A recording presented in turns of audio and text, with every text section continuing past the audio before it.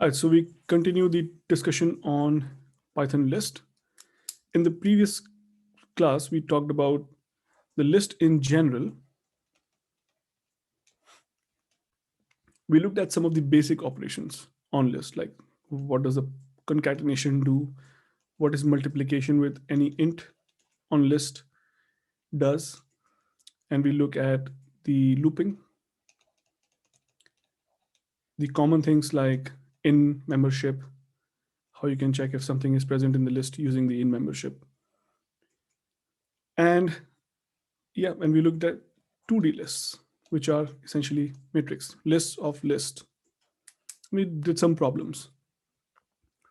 We never really got into the list class, the methods within the list class. So today we're going to do that. So let's begin.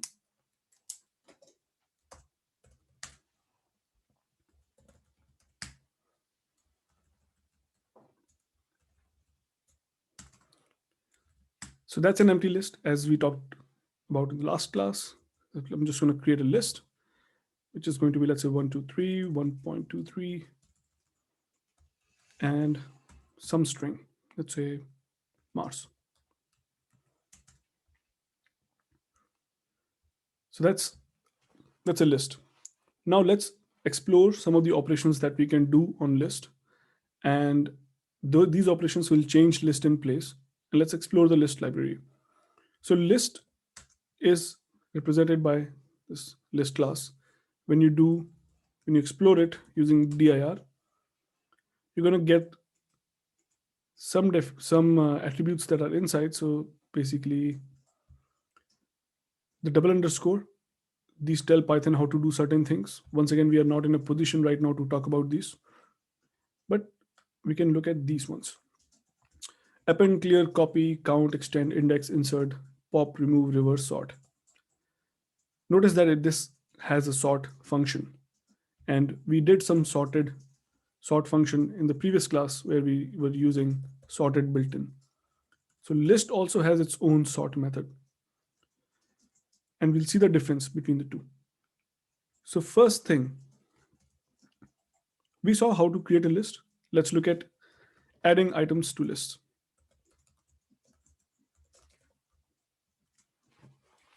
There are three ways. Actually, there are more ways to add items, but there are three that are present in the list class in which how you can add items. So the first item is, the first way is you can append an item to a list. Second is you can extend a list by calling the extend method. And the third is you can use insert. And as a fourth way, I'm going to show you another way of plus equals. So these all methods will will add some item to the list. The append adds an item at the end of the list.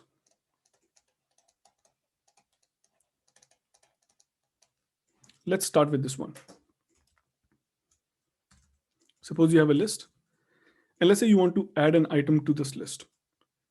So if you try to do L plus something like this, for example, you do Saturn, then this returns a new list, but the original list is not changed. So if you want to add one item to this, you just write l.append. Once again, this is the method of list class. So you'll have to use object dot method name, and you will write, let's say, Saturn. Now L is changed in place. So you've added one more item to the end of the list. Important thing, this is an important thing to remember, that append adds one item at the end of list. Okay, so let's call this method again. And suppose the item to be added is this. You have a, let's say, dog, and you have 3.14. It's a very random list. So now if you look at list, if you were expecting that each of these items will be added separately in the list, that will not be the case. This is just one item to be added inside the original list L. So that is the one item. If you do the len on that, you'll get 5. So the 5 elements are 1, 2, 3, 4, and this is the fifth item. So keep that in mind. When you're appending, it will add one item at the end of the list. If that item is an iterable or is a collection containing multiple items, then the whole collection will be added as one item, not the individual items. And we're going to see how we can add individual items as well in a bit. So let's append. Append always adds from the end, right? This is in contrast to extend. If you would have done the same thing, suppose I do this again, I say L dot extend, and suppose I have a list here, which is 1000, let's say 2000 and 3000. Now, extend actually adds the items present in one sequence into the other sequence one by one. So that's the functionality of extend. So in the extend, you will pass a list and each of the items are going to be added. If you try to do, let's say, lot extend and something, let's say 1000, then this will be an error because extend cannot add a, like a one object which is not iterable to this. It will need something that is an iterable object, like a list. Okay, I'm going to give you 1 minute to try this out yourself. And if you have any questions, you can ask me. And to add to this, remember I said something plus equals here, right? So the plus equals, suppose you have a variable, let's say x equals to 5, and you write x plus equals 4, then x becomes 9, right? The similar thing still works in the list. Suppose you have a list and you have, let's say 1, 2, 3, and you write L plus equals something, let's say 4, 5, then this will also essentially extend your list. It will take your current list, it will extend it. How is this working? If you understand the syntax, this is essentially, this is equals to writing L equals to L plus 4, 5. Now this returns a new list where the 4, 5 is added, and then we assign the name again to that new list. So that's how it is working. So it's different from extend. Extend adds the item to the list. Here you are creating a new list, and then you are again pointing to that list using the same name.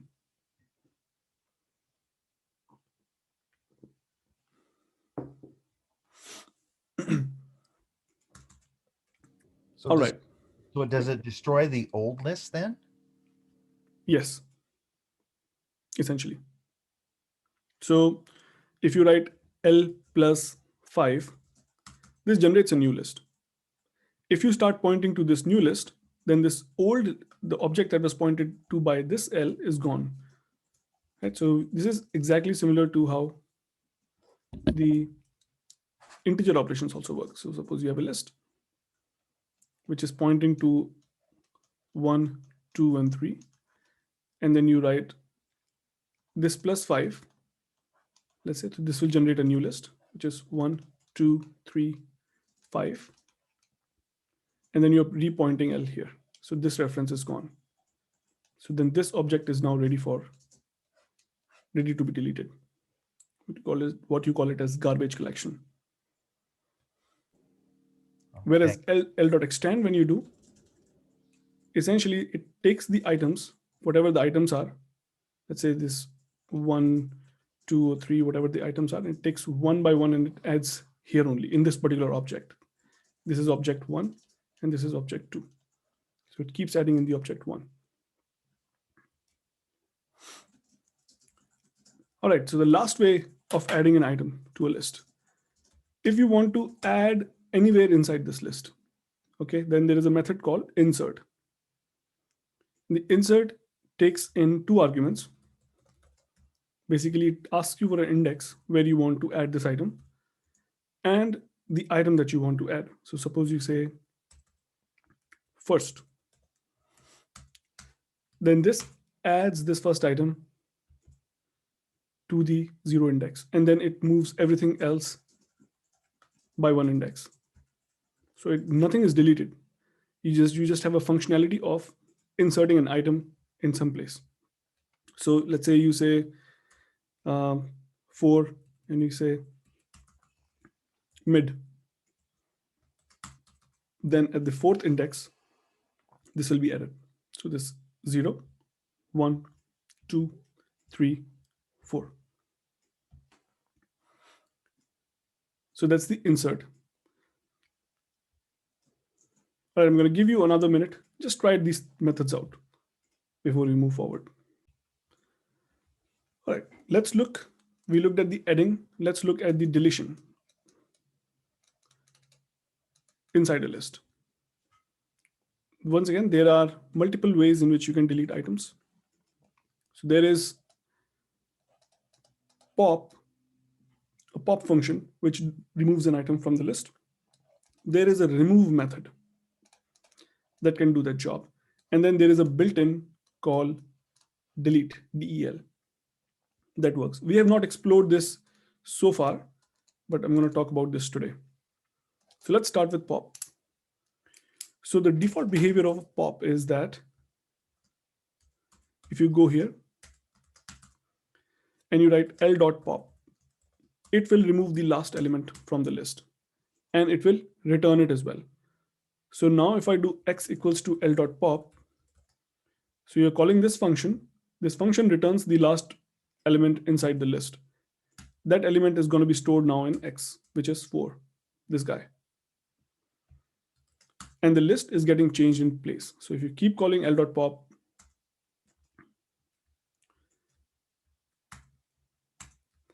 at some point of time, you're going to run out of the list and you'll get an error that pop from an empty list. So you get an index error in that case.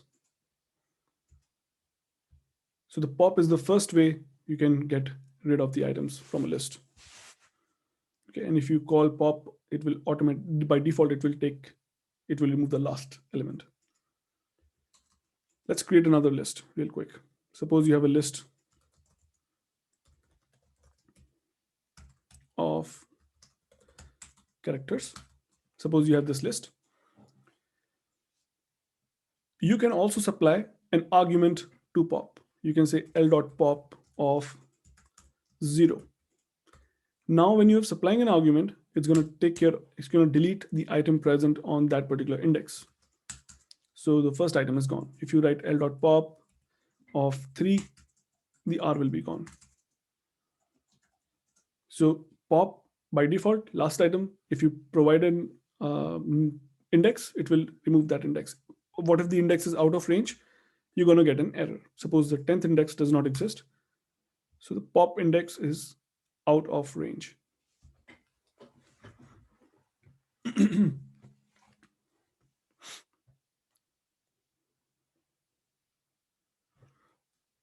The second method we talked about is the remove method.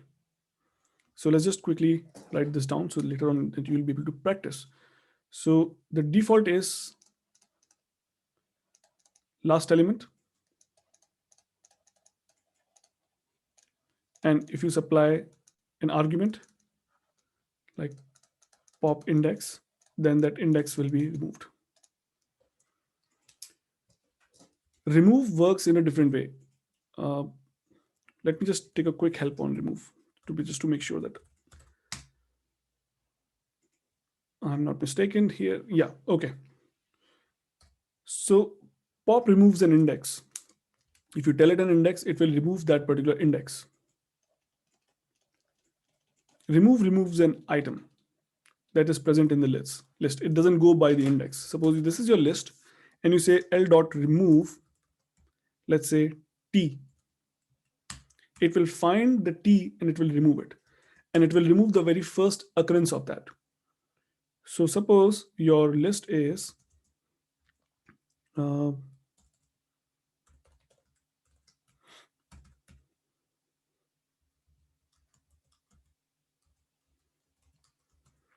this, and you say l dot remove c, then the very first c here will be removed. This c is gone, third c. Similarly, if I say l dot remove a, the very first element is gone. So that's the functionality of remove. So you have both the things. You can remove by index or you can remove by item.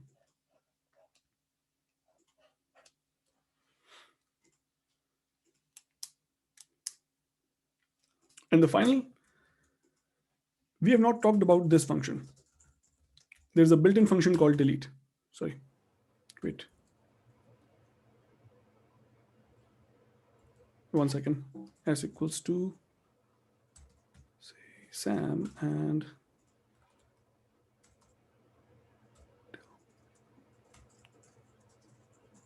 okay, sorry, my mistake. Yeah, so there is a built-in called del which can remove, sorry, just give me a second. So which can remove a particular item. Suppose you have a string s equals to, let's say, Sam, and if you write del s, it will remove that item. This item is now deleted. So this can also be used to remove items from the list. If you say del of, let's say, L of 5, then that item will be gone from the list. Or if you say remove, let's say, del of a full slice, you can say 2 to 5, then the whole slice will be gone. But this is not used a lot. I'm just showing you in case you encounter this.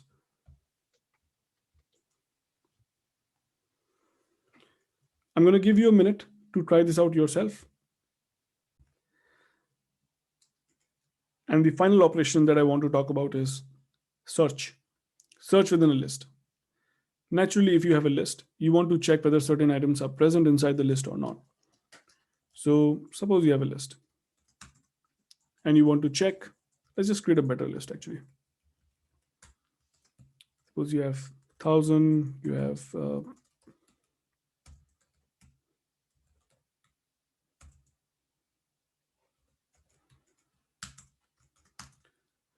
if you want to check if certain item is present inside the list, then one of the way is to use the in membership, right? You can always write if this is present inside the list. That will give you a true or a false. The other way is to use what is called an index.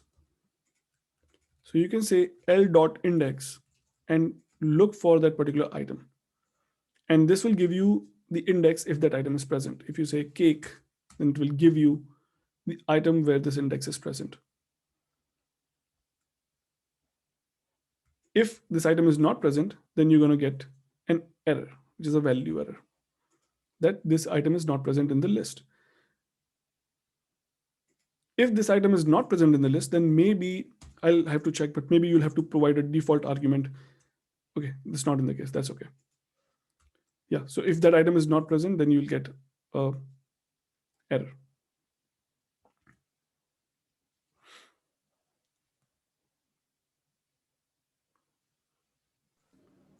What happens if cake, say, appears more than once? Is it just the first occurrence? That's the, I think, most likely the first index, first item that will be found. So let's just look list.index. Okay, so returns the first index of that value. But here I think you have a little bit more liberty, as in you can specify from where you want to start and where you want to stop as well. And that might, that will give you the first occurrence within that range. Okay. Well, let's put this into some assignment questions. Today I'm going to give you some research questions as well. And then there will be 4 functions that I want you to research a bit, and I'll add this one there too. There's a question, Himanshu. Yeah, Because a function gave error if it can't find the index of the item. So that means if you use if function, you is not giving false. So the if function, I mean the program will stop, no, because it's error. that's a perfect observation. Yes, the program will terminate at this point. And if I can sidetrack a bit, essentially you can do two things at this point. So give me let me open the editor real quick. So how this is done? What is the question? The question is, if we do in our program, we do l.index and we look for an item, that's going to throw an error and your program will terminate. Right? So how can we prevent that from happening? And there are two ways to do that. So let's just save it and let's call this index.py. So suppose you have a list, okay, and the list equals to list of, let's say,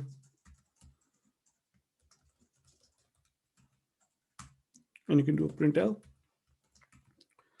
Now, if you do l.index of, let's say, z, and then you write print of uh, end of program.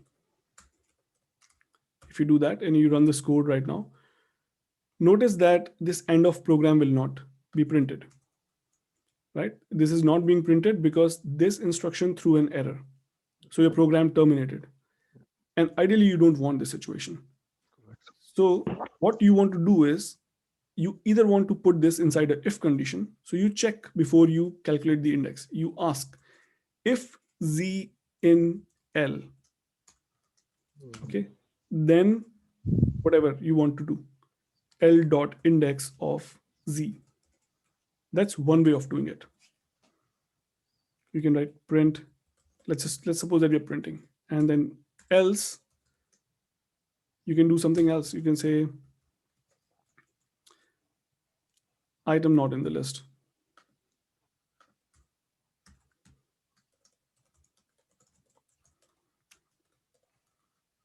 That's one way of doing this.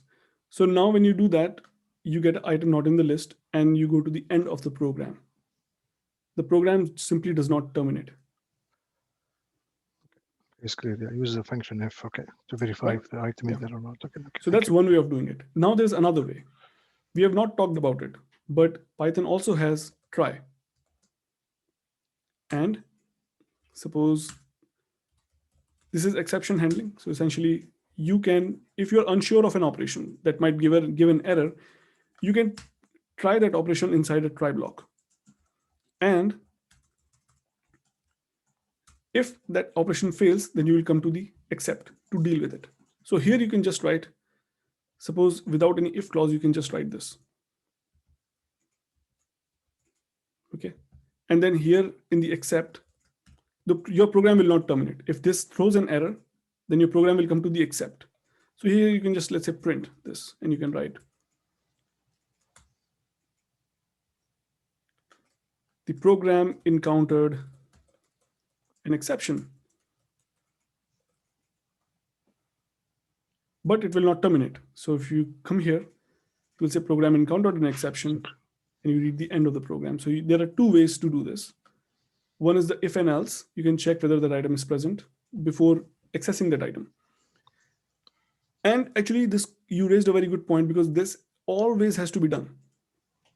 Okay, in the world of list, or when as we go along in the dictionaries, in the world of dictionaries, you have to check whether that particular item is present in the list or not before accessing it. If you access it directly, your program is going to terminate if there is a problem, right? Okay. If that item is not present. And especially if you're giving interviews, then this will be a very rookie mistake to do that. Okay. Thank you. Any questions here? Okay, so we'll move back to this. So the index will give you the index of that particular item. So that's one way of finding things, and we looked at the in membership as well. Then there is another thing. Hang on, let me just find the name of that function. I think it is count, help of list.count. Okay, yeah, perfect. So there is a function called count, which can give you the number of times an item is there present in the list. So suppose once again this is the list, and you say l.count, and you say 1000. It is 1. Let's add few more thousands to the list. Now list is this. If you run this again, then you get 4. So it tells you the number of times this item is present inside a list.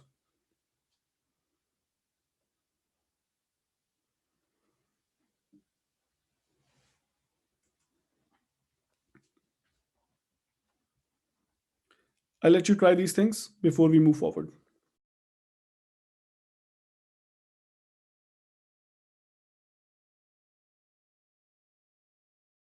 All right, let's stop. Next topic, slice assignment. So suppose you have a list.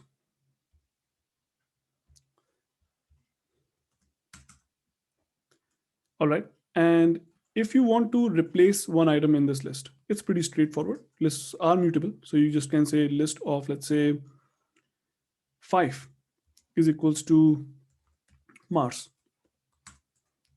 So the list is now changed in place. This 1000 has been replaced by this Mars.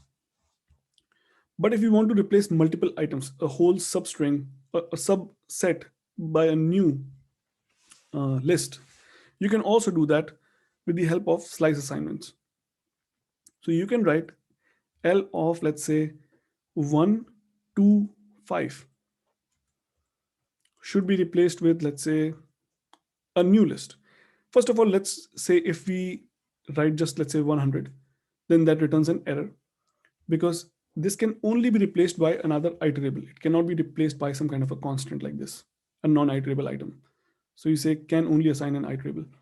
Okay, so you say 1 to 5 should be replaced with, let's say you create a new list and you say something, let's say 1, 2, 3, 4. So this is okay now. Now you look at list, this has been replaced by this.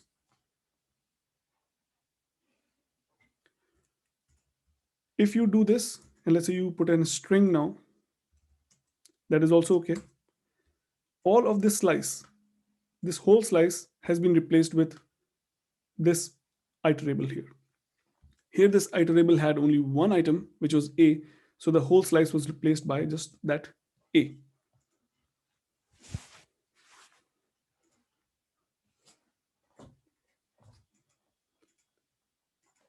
So that's a little bit on the slice assignment.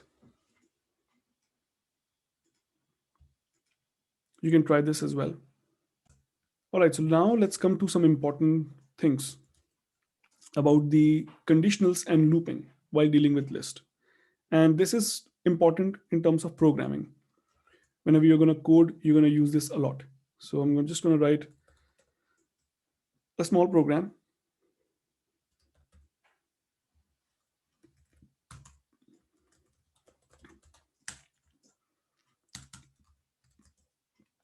Suppose you have a list. The list is like this.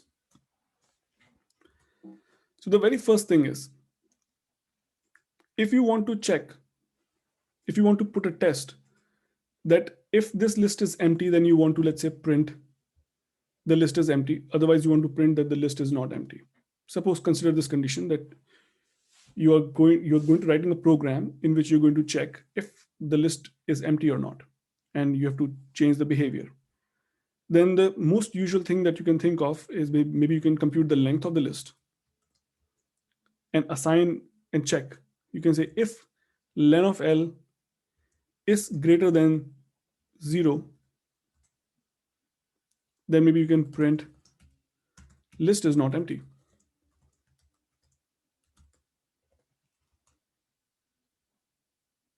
Okay. Else you can write list is empty.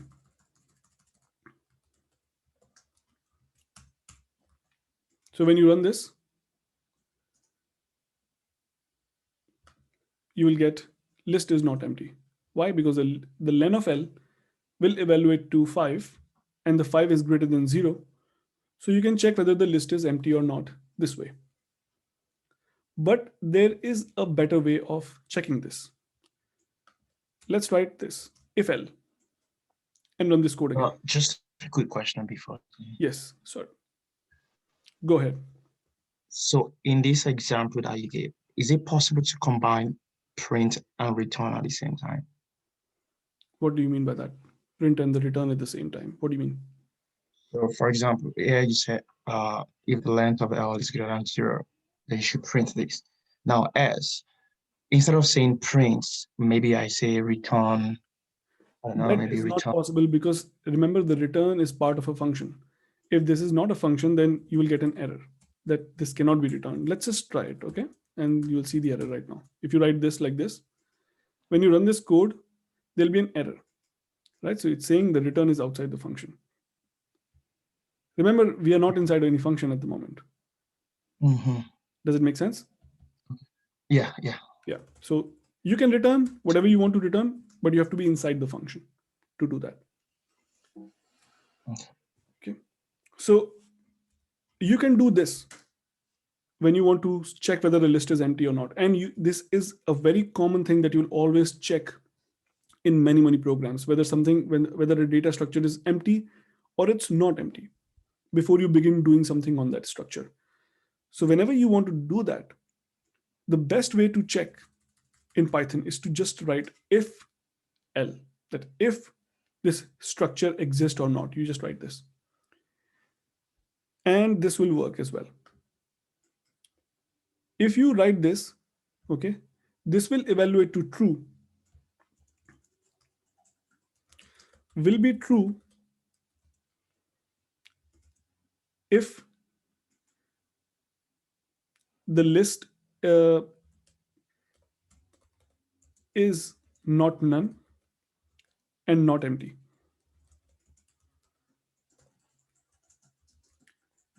So for example, Empty brackets will be like this, not empty. So if let's say this list was, let's just change this program a bit, and in the next very line, just say this. Now if you run this code, and you will get list is empty. So either this, or finally you can just say it's none. For these two conditions, this will evaluate to false.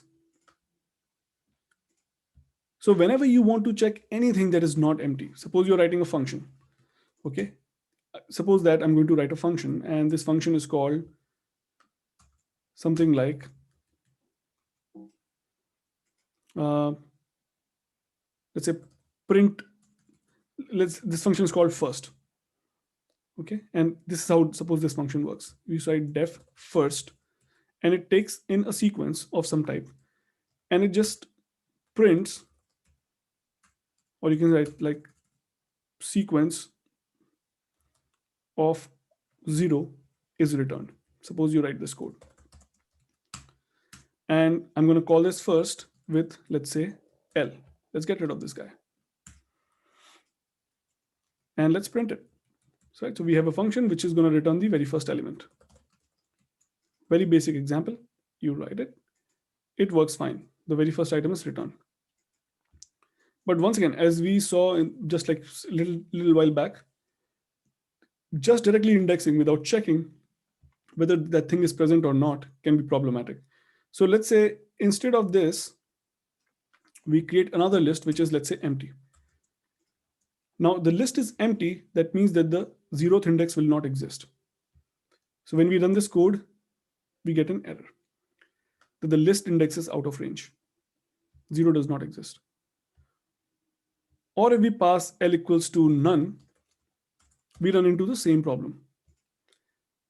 That none type object is not subscriptable. That is, we have passed a none and we are trying to apply a subscript on this thing, which is not allowed. So suppose you have a none and you try to do 0 on this, you'll get this error that none type object is not subscriptable. Similarly, you have a list which is empty and you try to go to 0th index, you're going to get a list index is out of range. So the best way, whenever you do this in your code, you will always be doing this. You will write if sequence, then do this. So when you run this, now you will get none back because the function is essentially not returning anything. Or you can just write an else block and say else return whatever you want to write. Let's say you want to return -1. That means maybe this does not exist. So the -1 will be returned in that case. Any questions on this? Yeah. So these are evaluating to truthy and falsy values. Is That's that right. okay? And the none itself, what's the data type? Is that an object or a primitive? It's nothing. Essentially, it's not a type. There's no type with the none. Could you assign none within the list? Like, you know, Yes, you can surrounded with- assign. Yeah, you can assign none within the list. So you can have a list of, let's say, L equals to none Yeah. into 10. So essentially, these are null values. Uh-huh. That means there is a pointer here which is pointing to nothing. Okay. That's So what this that is. would evaluate to truthy value if you're testing for empty of that Let's none. check. That will evaluate to false. Hmm. So let's just try it out. That's a good question. Okay. I've never tried it, but That's looks interesting. like, yeah, let's suppose you run this, then that evaluates to none actually. So that's okay. That did work. Uh-huh. That did evaluate to true. So essentially the list is a valid list of 2 none types. Okay. So it's a truthy Yeah. value. Yeah. So is it, if it's empty, it's considered null. Yeah, if it's empty, then it will evaluate to false in that case, yes. That Okay. is, And that's the equivalent of a null also, if it's empty or not? it's not null. Not null. Yeah, Okay. it's an empty list. It's not none. But the way this has been coded is so that it's easy to write this type of sequence. Okay. So most of the functions, when you begin, what will happen is when you begin, so for the first thing that you're going to do is you're going to check whether the arguments are okay or not. Right. So what you will do is the very first line you will write, if not sequence, then return something like return maybe sequence, the input is invalid maybe. And then you will continue with your code, whatever you want to do. You say return sequence of 0. So if the sequence is empty, then this will evaluate to true. And in that case, you will just return it here.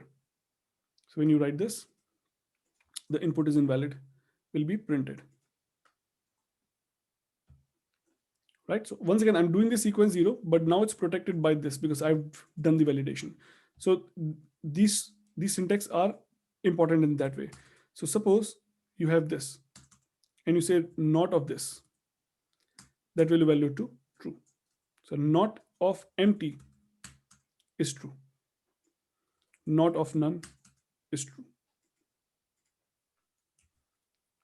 So this will be a common theme. The very first line in your program will be this, if not this argument, that is, if this argument is either none or empty, either this sequence is none or empty, then just return this and exit. Otherwise, carry on with your whatever you're doing later on.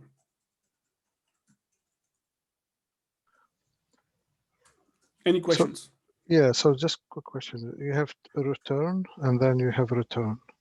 So the function will only, if they execute the first one, it will return and get out from the function. Yes.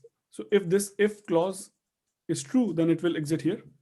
Otherwise, it will exit here. So the return also is as an exit. Okay, yeah. Yeah, yeah. Both the returns, yeah, are the exit points. Okay. And this is similar to writing how I wrote the previous code, which was something like def first, and you write sequence again. And in that one, I had if sequence, then print one thing, else print another thing. So both are the same things.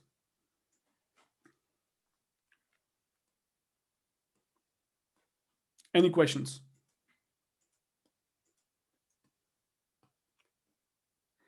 You don't need to use else in the first one. Yeah, you don't need to use else in the first one because because it will exit anyway and return. because we have made it 100% foolproof that if the sequence is not valid, then we're going to exit here.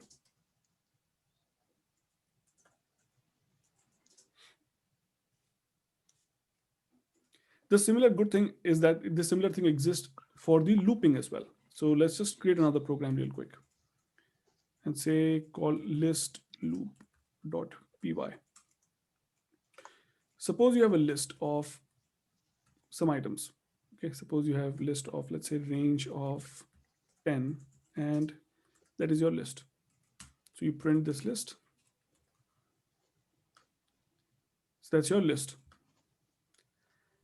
Now you can loop on this list, and this condition will be true till this list is true. That is if it's not none and not empty. And let's say I write print l.pop, that is pop the last element. So when you run this list, while operates on a condition, and this condition is true at the moment because the structure is not empty, not none. So this loop will run, but in each loop, it's going to pop one element out. So the list will become shorter. So essentially, let's also print this list.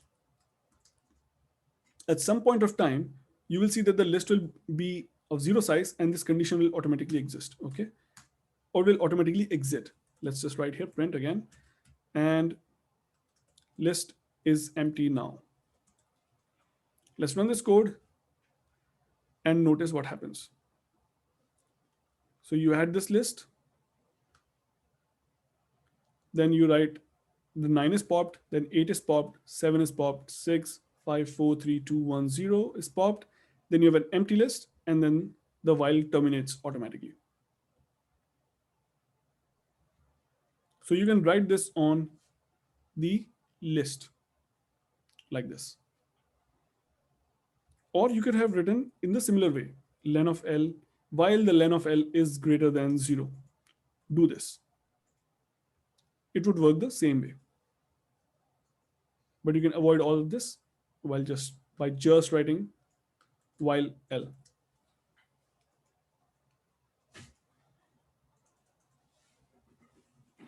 Any questions? It's so elegant. I'm not sure whether you can do this in other programming languages. This It's not really a question, it's just wondering. I like it. yeah. It's cool. Yeah, you could do that in JavaScript. You can Yeah, I think scripting languages should allow this, Yeah. I guess. Yeah. Oh, yeah, just L and that's it. I see. Oh, okay, I tried. I didn't know. Very concise. That brings us to the last topic of the evening, which is list comprehensions. Comprehensions. What is list comprehension? List comprehension is basically an expression which evaluates to a list. Okay. And this is a set notation type of expression.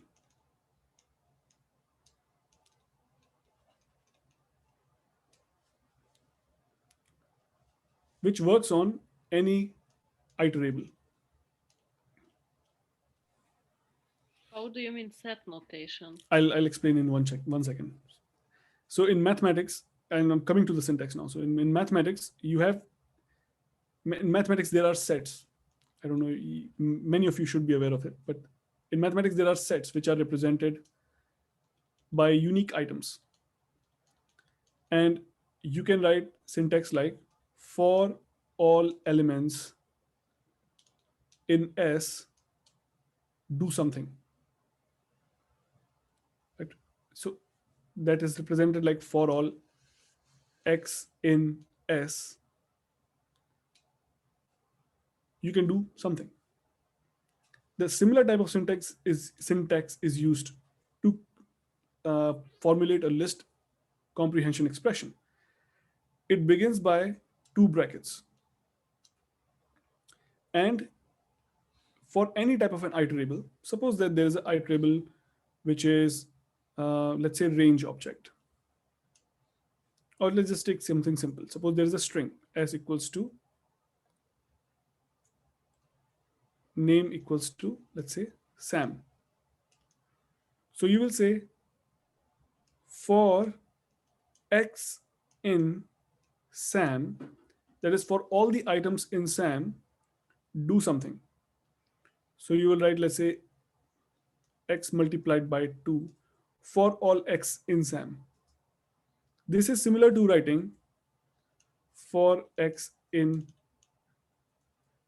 Sam and then doing something here. Let me write both the syntax to make it more clear.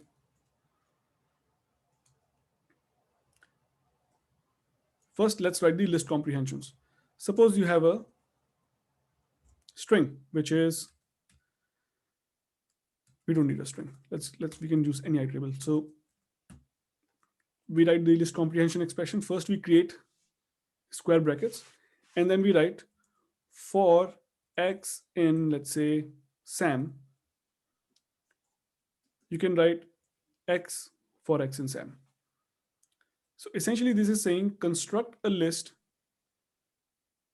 with this formula that for each item in this iterable, use the item. So when you do that, this is the list. If you do this in this way, you write x multiplied by 2, then the list is this. So you're constructing a list by saying for each item in this iterable, multiply that item by 2. Or you can say something like, let's say, any type of iterables. For x in range of, let's say, 10, you can write 10 multiplied by x. So that will create a list like this. Let me switch to Thorny to explain the similarities of the two syntaxes. Okay, let's save this.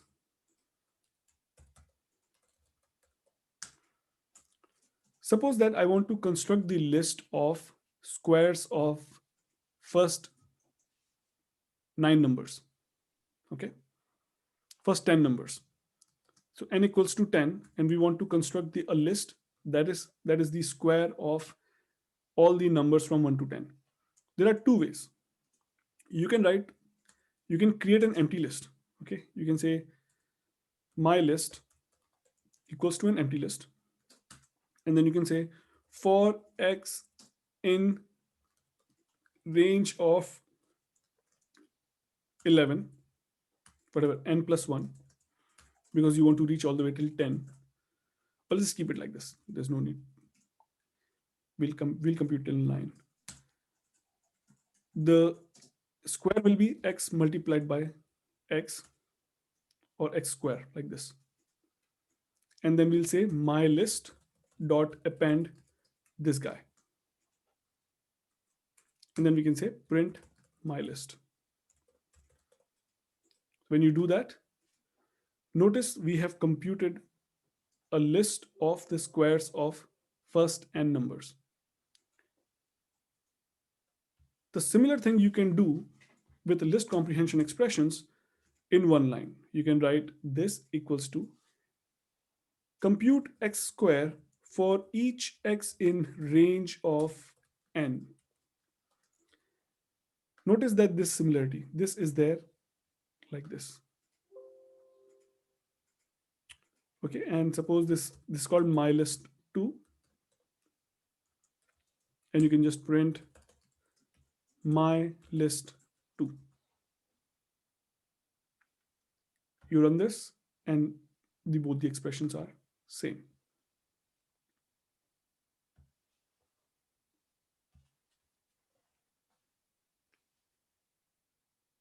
So this gives you a little bit of smaller syntax. Also, it's beyond the scope of this course, but this runs slightly faster than this for loop. But you don't have to be concerned about this fact. It will never affect in any of the life situations for now. But this gives you a easier syntax to make a list. So the drawback of list comprehensions. So you can say it's good thing is that it's one liner. But the drawback is it's the readability becomes hard. For loops are better readable. Anybody who reads this will know what's going on. And this might be a little harder to read, especially if you try to make it more complicated as you move along. The list comprehension expressions you can also add a if condition in those.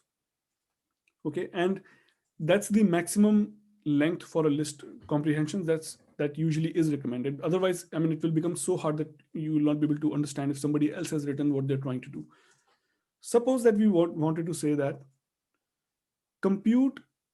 create a list of the squares of all the numbers for those numbers that are divisible by 3. Okay, so suppose this is the compute the squares. Okay, not this, but let's say create a list of squares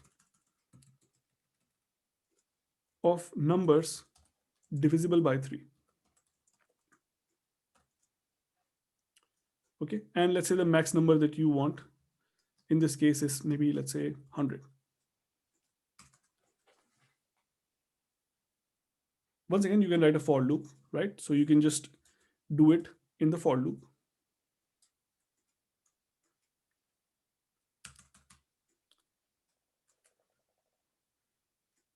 You can write my list, which is an empty list, and you can say for x in range 100. Then you can write if x is divisible by 3, that is if x modulo 3 equals 0, then my list dot append the square of x, and then in the end you can print my list. When you run this is your final list.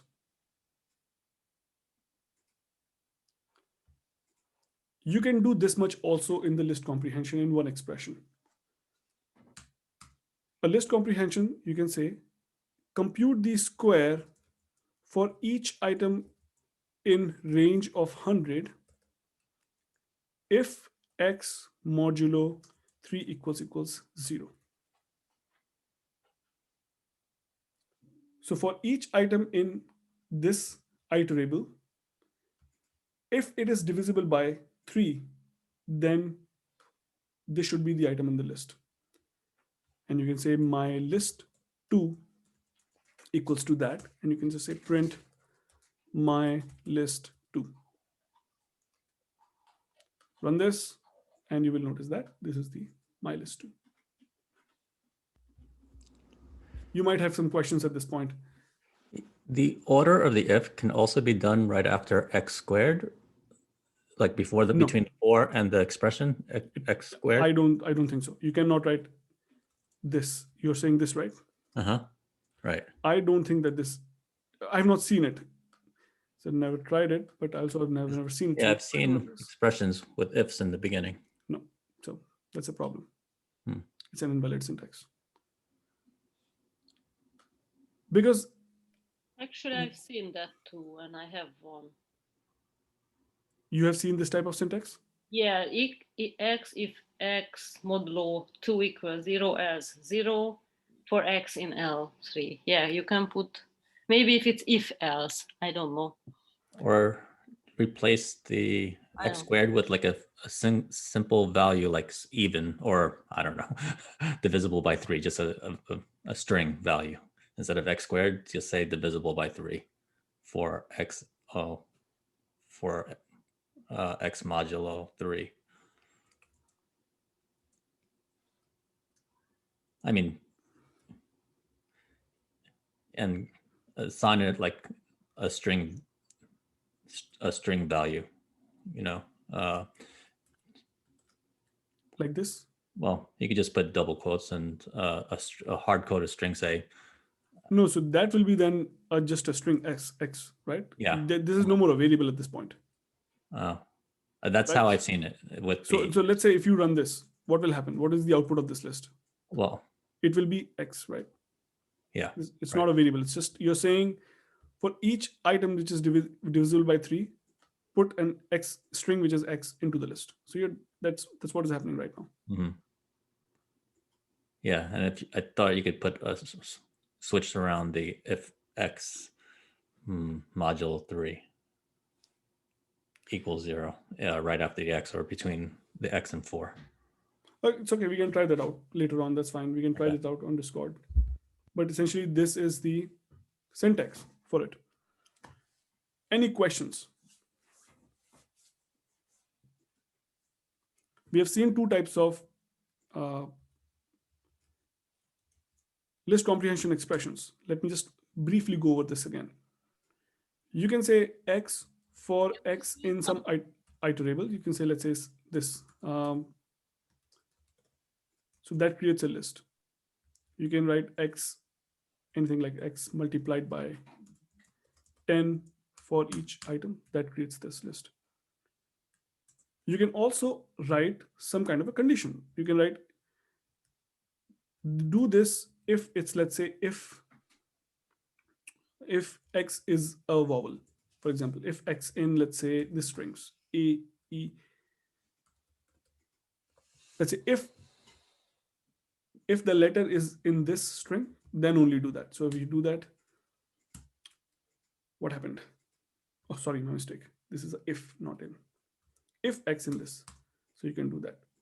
Just like how we did the last one, we said x square for x in range of 10 if x modulo 3 equals 0.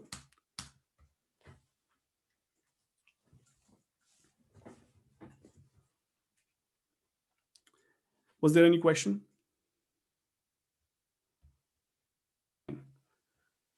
I usually pause the recording right after I finish, and then yeah, if you want the entire chat as well, I'll keep it.